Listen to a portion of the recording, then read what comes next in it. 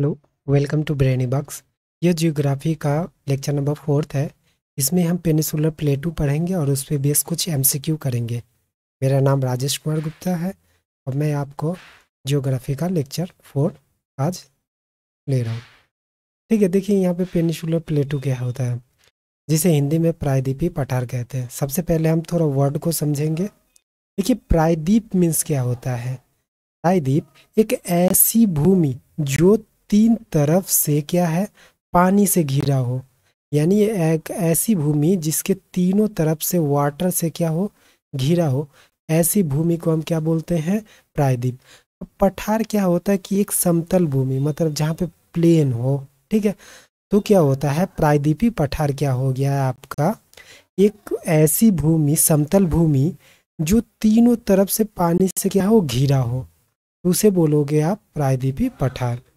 तो जो इंडियन प्रायद्वीपीय पठार है, ठीक है, पेनिसुलर प्लेटू, उसकी आकृति कैसी है और स्थिति क्या है। देखिए, जो आकृति है वो अनियमित त्रिभुजाकार है, मतलब इस तीन तरीके से पानी से घिरा हुआ है तो त्रिभुजाकार है।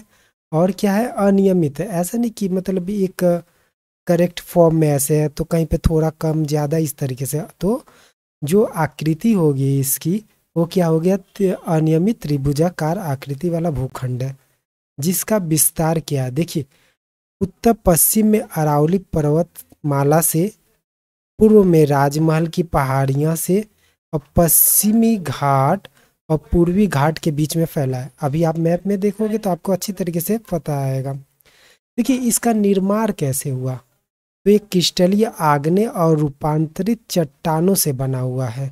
ठीक है, क्रिस्टलीय आग्नेय और रूपांतरित चट्टानों से मिलके बना है। ठीक है, इसका निर्माण जो है गोंडवाना भूमि लैंड के टूटने और खिसकने से हुआ था। ठीक है, अगर आपको ये वर्ड नहीं समझ में आ रहा तो मेरा प्रीवियस लेक्चर देखिएगा, उसमें मैंने बहुत अच्छे से समझाया है कि गोंडवाना लैंड क्या है और कब बना था। ठीक है, तो अब मैप में हम देखते हैं। देखिए, हमने बताया था ये आपका क्या है, त्रिभुजाकार। एक यहाँ से इस तरीके से त्रिभुजाकार, अनियमित त्रिभुजाकार मिल रहा है आपका। ठीक है, तो यहाँ पे देखिए, बताया था हमने कि अरावली पर्वत से लेके, ठीक है, ये देखिए पूर्वी घाट, पश्चिमी घाट, ठीक है, यहाँ पे आपका राजमहल की पहाड़ियाँ हैं। ठीक है, इन सब के बीच में घिरा हुआ जो आकृति है वो क्या है, आपका पेनिसुलर प्लेटू है या प्रायद्वीपीय पठार है। ठीक है, इसमें देखिए हम जो प्रायद्वीपीय पठार का मतलब इस हिस्से में कुछ पर्वत श्रेणियाँ भी हैं, उन्हें भी हम पढ़ेंगे, और कुछ पठार हैं उन्हें भी पढ़ेंगे एक एक करके। ठीक है, तो पहले हम श्रेणियाँ देखते हैं। देखिए, सबसे पहले अरावली पर्वत, ठीक है, अरावली रेंज। उसके बाद आता है आपका विंध्याचल रेंज, ये वाला। ठीक है, उसके नीचे आता है आपका सतपुरा रेंज, और थोड़ा सा नीचे आओगे तो महादेव की पहाड़ियाँ और मैकाल श्रेणी मिलेगी आपका। ठीक है, ईस्ट की तरफ आप देखोगे तो ये पूर्वी घाट यहाँ से यहाँ तक है। ये देखिए, मैंने फिगर में बनाया है, ये कंटिन्यूअस नहीं है, मतलब इस तरीके से है। ठीक है, डिसकंटिन्यूअस फॉर्म में है, तो ये समझाने के लिए मैंने इस तरीके से बना दिया है। ठीक है, दूसरी तरफ एक पश्चिमी घाट है। ठीक है, इस तरीके से। अब यहाँ पे आ जाइए, देखिए पठार में देख लीजिए जरा। अब यहाँ पे देखिए, यहाँ पे है कठियावाड़ पठार, जो गुजरात में आपको मिलेगा। अब देखिए, अरावली श्रेणी से और आपका जो विंध्याचल श्रेणी है, इन दोनों के बीच में आपका आता है एक पठार जिसे बोलते हैं मालवा का पठार। उससे जस्ट थोड़ा सा बगल में आपको बुंदेलखंड का पठार मिलेगा। ये यूपी मध्य प्रदेश का कुछ हिस्सा लेके आपका बनाता है। ठीक है, उसके बाद आ जाइए बघेलखंड का पठार। ये तीनों एक तरीके का है। यहाँ पे देखिए, नॉर्थ ईस्ट में, ठीक है, ईस्टर्न में एक पठार होता है जिसे मेघालय का पठार कहते हैं। आ जाइए इधर कोलकाता की तरफ। ठीक है, तो यहाँ पे देखिए छोटा नागपुर का पठार है। उससे जरा सा नीचे क्या है, दंडकारण्य पठार। और इधर में आप आओगे तो महाराष्ट्र का पठार, नीचे कर्नाटक का पठार और तेलंगाना का पठार। अब देखिए क्या होता है, इन सब का कॉम्बिनेशन, सबका मतलब सबका, महाराष्ट्र का, कर्नाटक पठार, तेलंगाना, एंड और दंडकारण्य पठार, इन सब को मिला के हमारा बनता है दक्कन का पठार। देखिए महाराष्ट्र, कर्नाटका, तेलंगाना एंड दंडकारण्य पठार। ठीक है, आई होप आपको फिगर थोड़ा समझ में आया होगा। अब इसके एक एक करके हम थोड़ा थोड़ा इसके बारे में पढ़ेंगे। ठीक है, देखिए सबसे पहले हम पढ़ते हैं अरावली श्रेणी के बारे में। ठीक है, तो अरावली श्रेणी का देखिए, यह गुजरात, राजस्थान, हरियाणा से लेके दिल्ली तक फैला हुआ है। ये लगभग 800 किलोमीटर तक ये फैला हुआ है। इसका जो निर्माण हुआ था वो प्री कैम्ब्रियन काल में हुआ था, लगभग 600 से 700 मिलियन साल पहले माना जाता है। ठीक है, ये भारत का प्राचीनतम पर्वत श्रेणी है। देखिए इस सबसे मेन पॉइंट होता है आपका एमसीक्यू में कि जितने भी पर्वत श्रेणी आप पढ़ोगे उसका जो हाईएस्ट पीक होगा वो आपको याद रखना है। तो अरावली का जो सबसे ऊंची चोटी है वो क्या है? गुरु शिखर। ये मेन इम्पोर्टेंट क्वेश्चन है आपका, इसे आपको याद रखना है। ठीक है, आपसे बार बार क्वेश्चन पूछेगा, आप बताना है। ठीक है, तो अरावली श्रेणी में जो सबसे मेन पीक है वो कौन सा है? गुरु शिखर, जिसकी ऊंचाई है 1722 मीटर। ये इंपॉर्टेंट नहीं है पर नाम में याद रखिएगा, गुरु शिखर। इसे और भी नाम से भी जाना जाता है, म्यूजियम ऑफ मिनरल्स के नाम से जाना जाता है, क्योंकि because majority of minerals found here. Because क्योंकि देखिए बहुत से जो अधिकतर जो मिनरल्स है, ठीक है, वो इस पर्वत श्रेणी के आसपास मिलता है।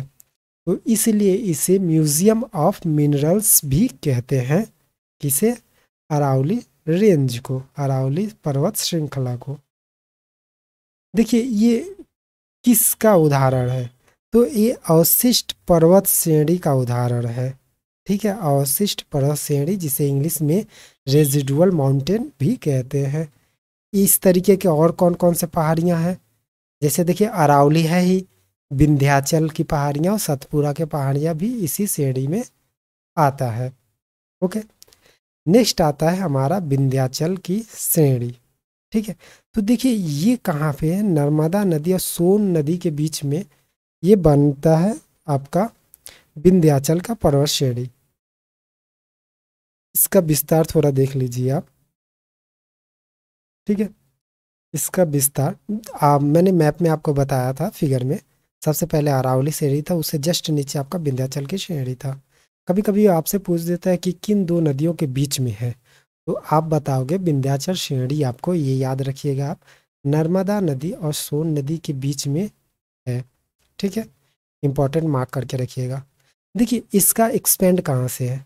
गुजरात, मध्य प्रदेश, उत्तर प्रदेश तक फैला हुआ है। ठीक है, तक फैला है। और इसकी सबसे ऊंची चोटी क्या है? विंध्याचल पर्वत श्रृंखला की सबसे ऊंची चोटी है सद्भावना शिखर। ये मोस्ट इंपॉर्टेंट है, याद रखिएगा। सद्भावना शिखर, जिसे इंग्लिश में गुडविल पिक के नाम से भी जानते हैं। ठीक है, उससे जस्ट नीचे आप आओगे तो आपको सतपुरा की श्रेणियाँ मिलेगी। देखिए सतपुरा की श्रेणियाँ ये कहाँ से कहाँ तक फैला है? गुजरात, महाराष्ट्र, मध्य प्रदेश तक फैला हुआ है। देखिए इसके उत्तर में नर्मदा नदी, ठीक है, और दक्षिण में आपका ताप्ती नदी है। यानी अगर आपसे पूछे क्वेश्चन कि सतपुरा की श्रेणियाँ किन दो नदियों के बीच में है, ये सतपुरा की श्रेणियाँ है, ये किन दो नदियों के बीच में है? एक तो उत्तर में आपका नर्मदा, ठीक है, और दक्षिण में आपका ताप्ती।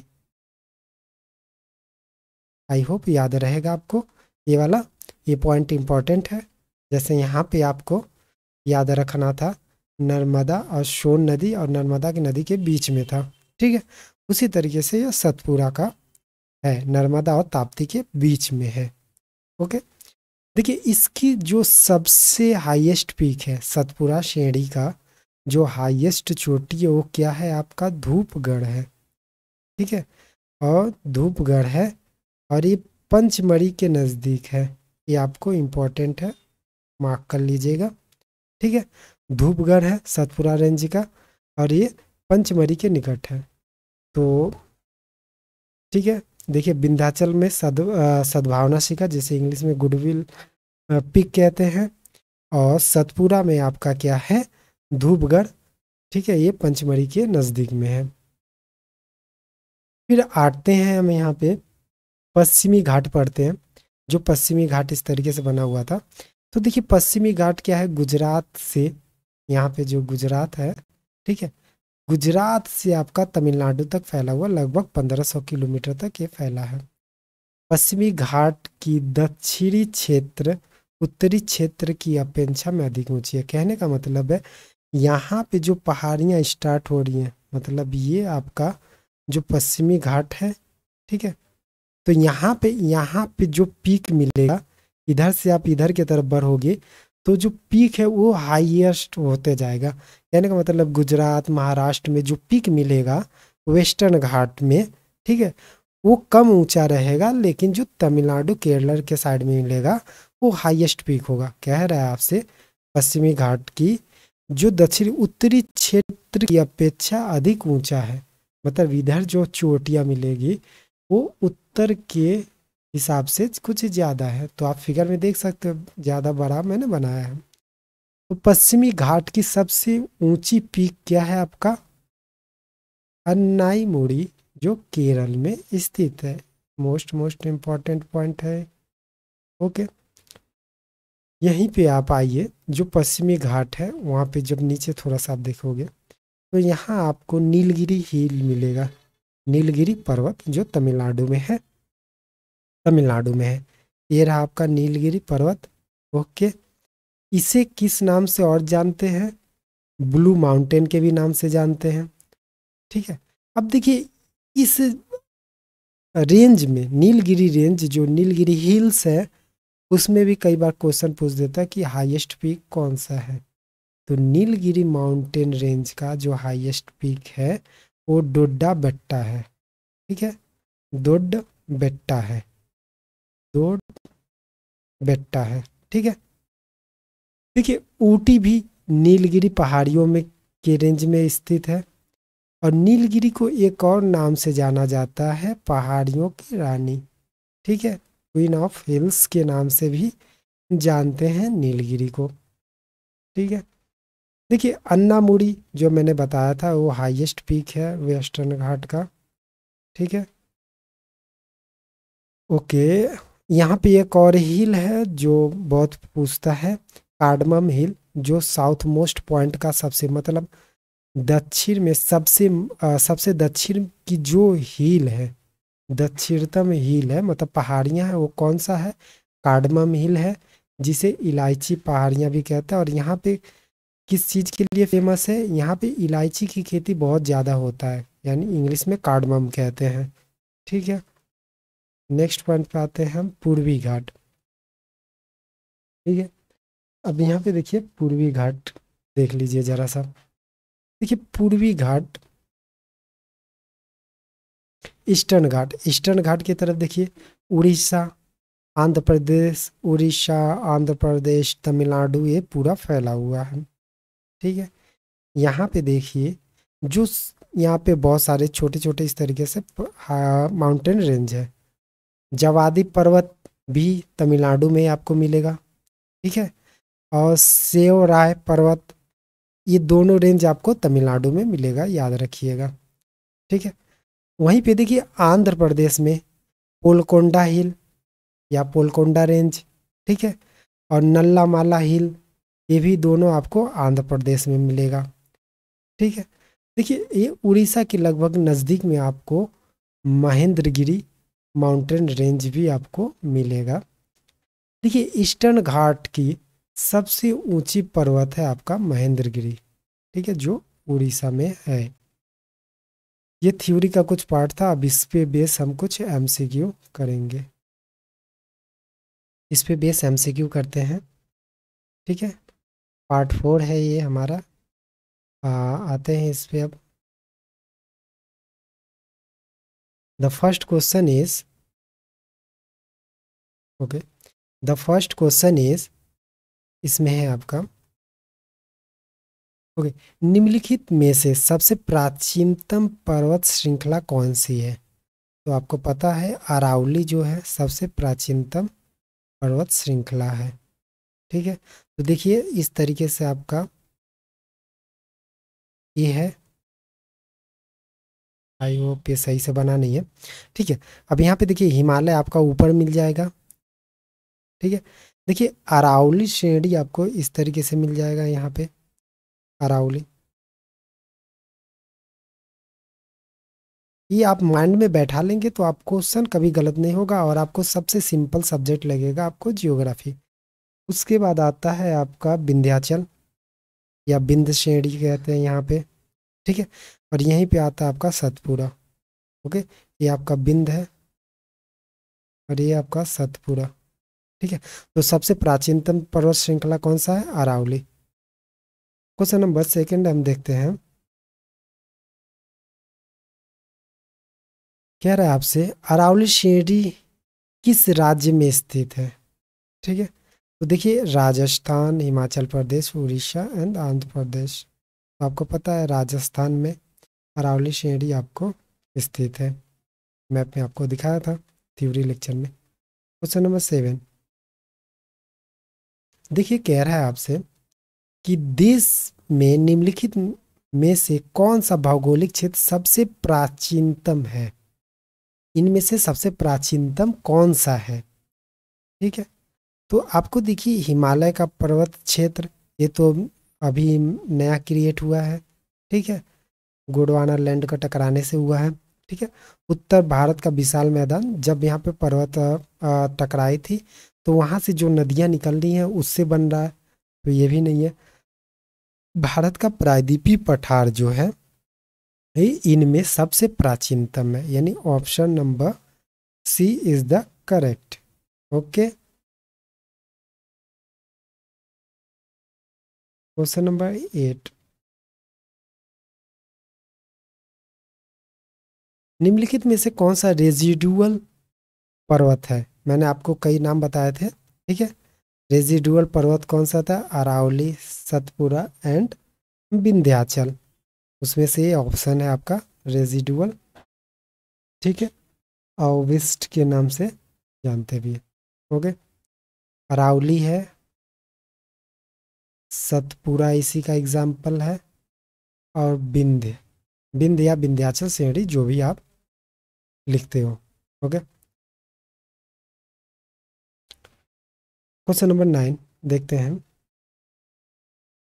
दक्षिण भारत का सबसे ऊंची चोटी, मैंने बताया था दक्षिण भारत का सबसे ऊंची चोटी। तो यहाँ पे देखिए जो अन्नामुड़ी है ये दक्षिण भारत की सबसे ऊंची चोटी है। ठीक है, और ये केरल में उपस्थित है। ये जो महेंद्रगिरी है वो ईस्टर्न घाट की सबसे ऊंची चोटी है। ठीक है, और दक्षिण घाट का सबसे ऊंची चोटी अन्नामुड़ी है, और दक्षिण में सबसे नीलगिरी रेंज का। ठीक है, सबसे हाईएस्ट पीक है दोबा भट्टा। ठीक, question number 11 B. Question number 11 भारतीय प्रायद्वीप की सबसे ऊंची चोटी कौन सी है? भारतीय प्रायद्वीप की सबसे ऊंची चोटी कौन सी है? तो देखिए अन्नामुड़ी जो है वो भारतीय प्रायद्वीप की सबसे ऊंची चोटी है। ओके, क्वेश्चन नंबर 12 नर्मदा और ताप्ती नदी के मध्य कौन सा पहाड़ी स्थित है? तो मैंने आपको बताया था। ठीक है, सतपुड़ा जो है वो नर्मदा और ताप्ती के मध्य स्थित है। नर्मदा और ताप्ती के मध्य स्थित है। ओके, सतपुड़ा श्रेणी नर्मदा और ताप्ती के मध्य स्थित है। क्वेश्चन नंबर 15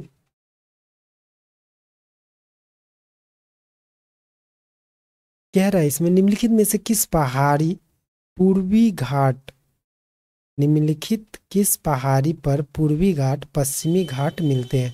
कहने का मतलब ये जो आप मैप देख रहे हो, ठीक है, तो यहाँ पे है वेस्टर्न घाट यानी पश्चिमी घाट, और ये है आपका पूर्वी घाट। तो कह रहा है कि किस पर्वत पे यहाँ पे आके मिलती है, ये वाला आपसे पूछ रहा है। किस पहाड़ी की पूर्वी घाट और पश्चिमी घाट मिलती है, कौन सा है? तो देखिए यहाँ पे आपको मैंने बताया था नीलगिरी की पहाड़ी है, तो नीलगिरी की पहाड़ी में ये सब मिलते हैं दोनों, यानी option number C is the correct answer.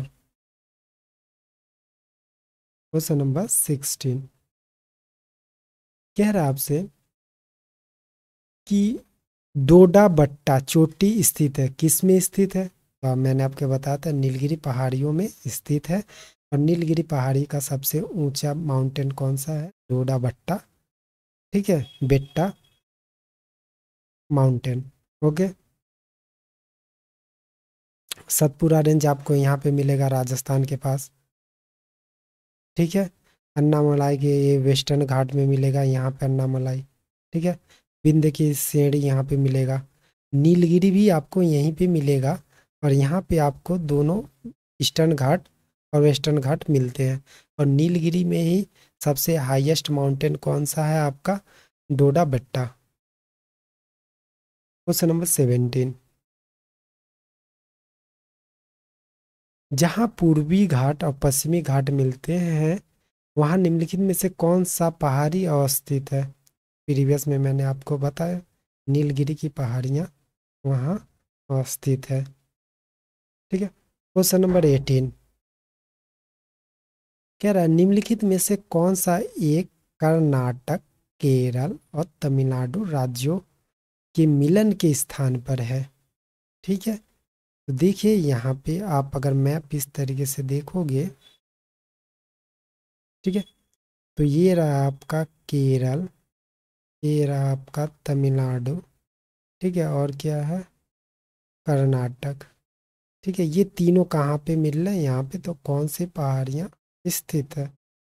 तो आपको याद होगा यहाँ पे मैंने बताया था जो नीलगिरी रेंज है वो ईस्टर्न और वेस्टर्न घाट को भी जोड़ती है, और ये तीनों स्टेट में भी आपको ये प्रेजेंस मिलेगा। तो आंसर आपका वो है नीलगिरी की पहाड़ियाँ, क्वेश्चन नंबर 18 का D. Okay. Question number 19 Nilgiri पर्वतमाला जिस राज्य में स्थित है वह राज्य कौन सा है? देखिए बहुत सा इसके प्रेजेंस कई प्रीवियस में हमने एक्सप्लेन किया है कई में, लेकिन जो मेनली सबसे ज़्यादा स्थित है तो आपका तमिलनाडु में ये सबसे ज़्यादा फैला हुआ है, ठीक है। कुछ हिस्सा आपको केरल और आंध्र प्रदेश में भी मिलेगा। ओके। तो क्वेश्चन नंबर 19 है, तमिलनाडु में मैक्सिमम पार्ट्स इसके मिलेंगे। क्वेश्चन नंबर 22 यार आपसे भारत की निम्नलिखित में से कौन सी पर्वत श्रेणी केवल एक ही राज्य में फैली है? ये इंपॉर्टेंट क्वेश्चन है, ठीक है। तो अजंता सिर्फ एक ही राज्य में फैली है, और ये आपको महाराष्ट्र में मिलेगा, ठीक है।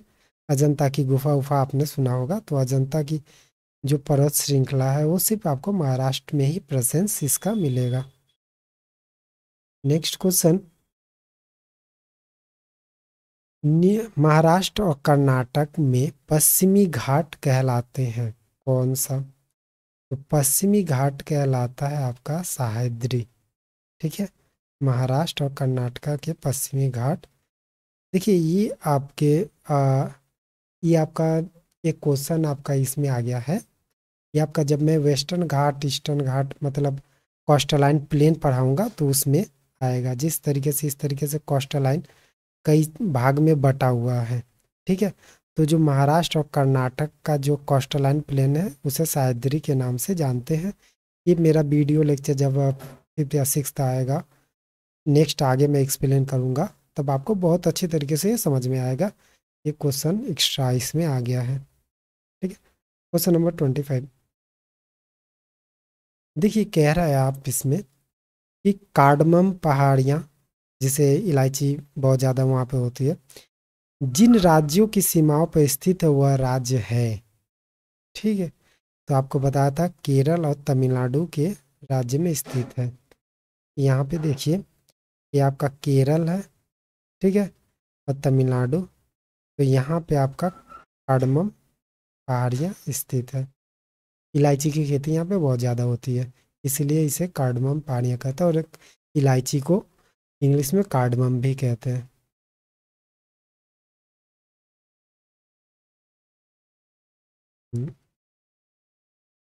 ओके, क्वेश्चन नंबर 26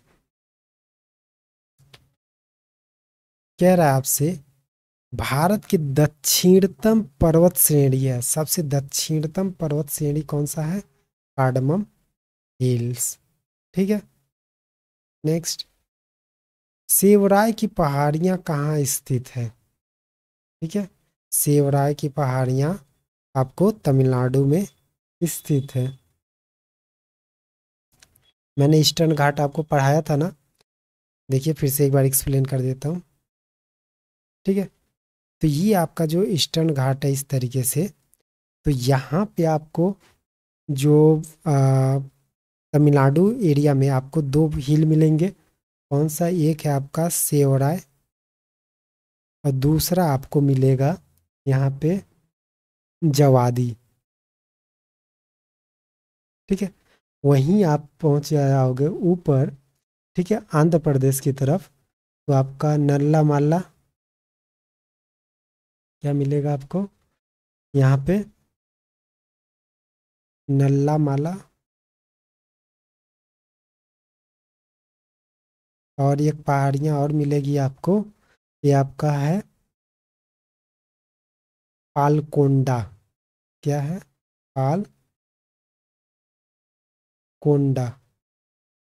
ठीक है, और वहीं उड़ीसा में एक पहाड़ी आपको मिल जाएगा जो ईस्टर्न घाट का सबसे हाईएस्ट पीक है, वो आपका है महेंद्रगिरी।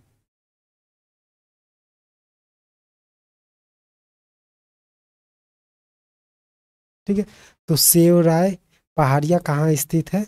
सेवराय और जवादी कहाँ आपका है? तमिलनाडु में है, ये तमिलनाडु है। ये आपका आंध्र प्रदेश है, और ये आपका उड़ीसा है। ओके, आई होप समझ में आया होगा ये। ठीक है, क्वेश्चन नंबर 28, इसमें देखिए कह रहा है आपसे, निम्नलिखित में से कौन सा महाराष्ट्र में स्थित नहीं है? ठीक है, महाराष्ट्र में स्थित नहीं है। ठीक है, तो ये थोड़ा एक्स्ट्रा क्वेश्चन बन गया है। देखिए, जो बालघाट श्रेणी है ये स्थित है, हरिश्चंद्र श्रेणी भी स्थित है, सतमाला भी स्थित है, लेकिन जो मांडव पहाड़ियाँ हैं ये गुजरात में स्थित है। ठीक है, महाराष्ट्र में नहीं है। ओके, तो ऑप्शन नंबर सी, ये आपका गुजरात में है, और ये तीनों आपका महाराष्ट्र में है। महाराष्ट्र, महाराष्ट्र और महाराष्ट्र में स्थित है। ओके, क्वेश्चन नंबर 29, कौन सा युग्म सही सुमेलित नहीं है? ठीक है, सही सुमेलित नहीं है, तो यहाँ पे देखिए बहुत थोड़ा डीपली क्वेश्चन है ये। देखिए, गणजात की पहाड़ियाँ ये उड़ीसा में स्थित है।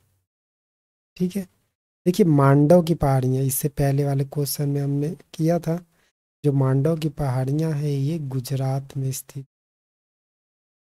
और यहाँ पे महाराष्ट्र दिया है, यानी ये ऑप्शन सही है। नल्ला मलाई पहाड़ी आपका आंध्र प्रदेश में है, ये सही है। ठीक है, सेवराय की पहाड़ियाँ आपका तमिलनाडु में स्थित है, ये भी आपको पता है, नेक्स्ट प्रीवियस में हमने एक्सप्लेन किया है। ओके, क्वेश्चन नंबर 31 आते हैं हम। यार, महादेव पहाड़ियाँ भाग हैं, किस श्रृंखला रेंज का महादेव पहाड़ी भाग है? ठीक है, तो ये सतपुरा का ही एक रेंज है महादेव पहाड़ी। ठीक है, धूपगढ़ चोटी स्थित है, कहाँ पे स्थित है धूपगढ़ चोटी? मैंने आपको पढ़ाया है। ठीक है, धूपगढ़ की चोटी आपका सतपुरा रेंज का सबसे हाईएस्ट पीक है। ठीक है, ये अरावली है सतपुरा, सतपुरा का सबसे हाईएस्ट पीक कौन सा है? धूपगढ़ चोटी। ओके, क्वेश्चन नंबर 40 देखते हैं।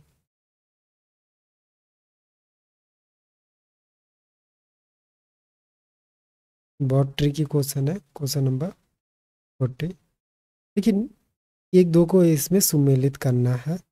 ठीक है, ये राज्य दिया है और सबसे ऊंची चोटी दिया है। ठीक, देखिए केरल राज्य, केरल राज्य का सबसे ऊंची चोटी आपका अन्नामुरी, आप पता ही होगा। ओके,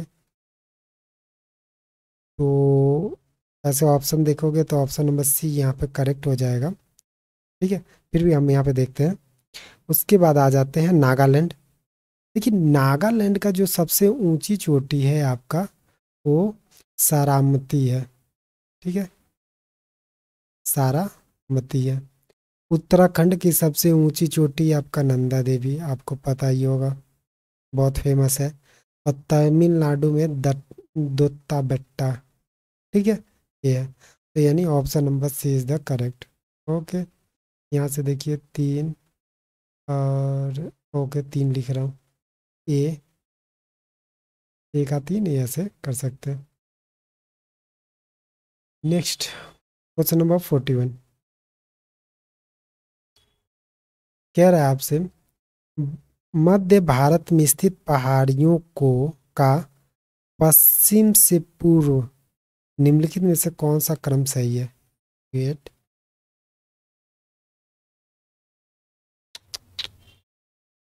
गलत बन गया। हम्म,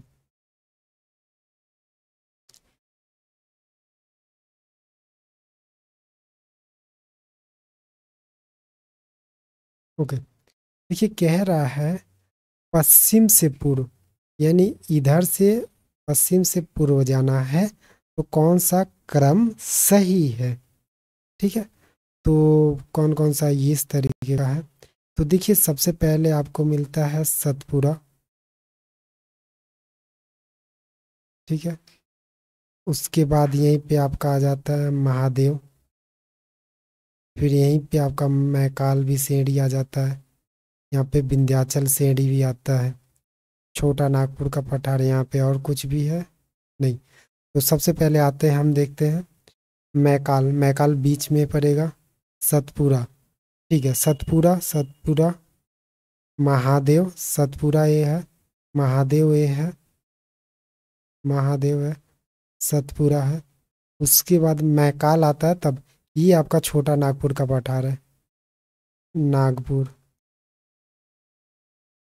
ठीक है, छोटा, यानी ये वाला इधर होना चाहिए, यानी ये वाला ऑप्शन गलत है, ये वाला ऑप्शन सही है। क्वेश्चन नंबर 41 का B is the correct. Okay, ये लेक्चर फोर्थ यहीं पे कंप्लीट होता है। आई होप आपको पसंद आया होगा।